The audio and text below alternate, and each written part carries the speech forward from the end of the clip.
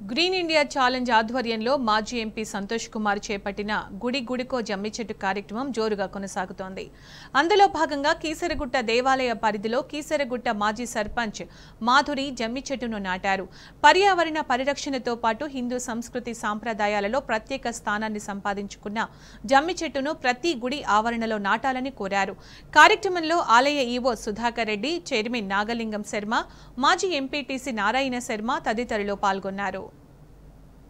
నమః ఓం నీలలోహితాయ నమః ఓం శంకరాయ నమః ఓం శూలపాణయే నమః ఓం ఖట్వాంగినే నమః ఓం విష్ణువల్లభాయ నమః ఓం శిపివిష్టాయ నమః ఓం అంబికానాథాయ నమః ఓం శ్రీకంఠాయ నమః ఓం భక్తవత్సల.